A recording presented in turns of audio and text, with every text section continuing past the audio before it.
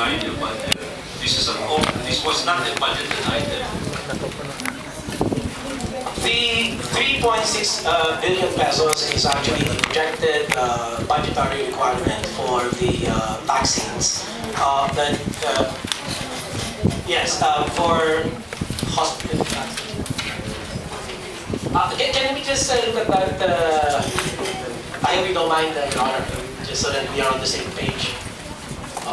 The 3.6 billion pesos budgetary requirement is for admitted cases or people who will be hospitalized. And the pandemic vaccines is 16 billion, Your Honor. The 3.6 billion, the bulk of which will be needed for the antiviral oseltamivir. Is there already an effort to submit a supplemental budget? But we were just able to finish the computation this morning, Your Honor. We will attach this. You're going to file yes, Your Honor. For a supplemental budget? Yes, Your Honor. How soon would that be? Would that be part of the President's State of the Nation address, perhaps? We will normally the State of the Nation address would be a sort of marching order also, not only for the Executive Department, but as an appeal to Congress. Would this be part of the resolution?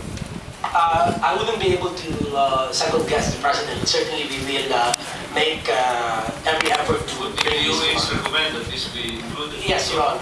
Yes, Your Honor. Thank you very much, Mr. Chairman. Thank you so much, Secretary. For the Honorable Mayor asked this question, I would like to inform the body that Honorable Mayor is the author of Resolution number 443. Resolution directing the Committee on Health to conduct an inquiry in aid of legislation to immediately determine government's preparedness to address the growing problem of swine flu and for other purposes. We take this up when we issue session. Mr. Chairman. Mr. Chairman, I understand from the presentation of the Department of Health that the 19.8 billion pesos being proposed to address the AH1N1 pandemic, about 16 billion would be for the procurement of pandemic vaccines. Yes, Your Honor. And the bulk of that would it be for the oseltamivir? The oseltamivir, Your Honor, is an antiviral, whereas the vaccines would purportedly be for the AH1N1. These are two separate interventions, Your Honor. So where would the oseltamivir fall in this projected budgetary? In the admitted cases, Your Honor, in the 3.6 billion budget, Your Honor. And how much is the budget for that, Mr. Chairman, for the oseltamivir within the 3.6 billion admitted cases? It's computed at 80 pesos per capsule, at 2% of 25% attack rate, which would give you about 1.8 billion pesos worth of oseltamivir. And that would be good for how many people? This will be good for about 450,000 cases, Your Honor. 2%, Your Honor, of the 25% attack rate. And this will be given, Mr. Chairman, when the patient is diagnosed as having AH1N1, not before. That's assuming the virus mutates and becomes virulent, and then that should be given when the patient has demonstrated or manifested with symptoms of the illness. And yet, we're not sure. Actually, there's no known cure yet for the AH1N1. I understand it's still being developed. The vaccine is not yet available, Your Honor, but the antiviral is an effective treatment for the virus. But not to cure it, it's just to moderate maybe the fever. No. There have been pieces of scientific evidence showing that it can actually cure The AH1N1, provided that it's given during the first 48 hours of illness. Otherwise, beyond 48 hours of illness, the effectiveness or the efficacy of the antiviral wanes, Your Honor. Has the Department of Health, Mr. Chairman, also looked into the possible adverse side effects of oseltamivir? And if so, what would these likely side effects be? Certainly, Your Honor, there are side effects associated with the use of oseltamivir. I'm not very sure if this. Would you know, Doctor?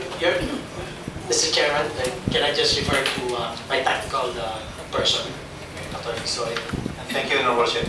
The side effects will be very minimal, as much as having like hypersensitivity reactions, but we do not expect any profound side effects in this when we talk about oseltamivir. The reason I'm raising that, Mr. Chairman, is I'm getting some initial feedback. I even checked on the internet that there have been cases of psychotic side effects. People suffering from hallucinations, delusions. In Japan, there have been cases of teenagers jumping from buildings after imbibing. That's why I wanted to check. It's true that these side effects are being properly anticipated. Your Honor, we forgot. Dr. So New you would like to respond to that. Thank you. Your Honor, there has been some reported cases, and these are very few cases. And comparatively, oseltamivir is relatively very safe, with not much of side effects. Yes, there has been a few cases which has been publicized out of proportion. In Japan, especially adolescents, after taking Tamiflu, and you have to remember that in Japan, they have used Tamiflu for seasonal flu. Japan is the only country every year using Tamiflu for seasonal flu treatment, even before this pandemic. So they have accumulated this sort of experience over the years, but very few people. So if you equate into millions of people using those, I don't have the exact statistics, but yes, although these cases have been reported, these are so infrequent, and it doesn't merit to be considered as a serious side effect for not using Tamiflu for treatment of AH1N1 infection, especially the infection among the population with high-risk conditions.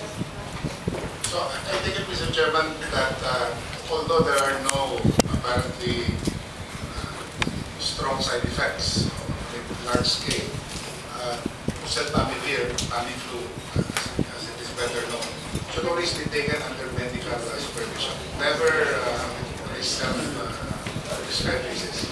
Exactly, sir. We discourage self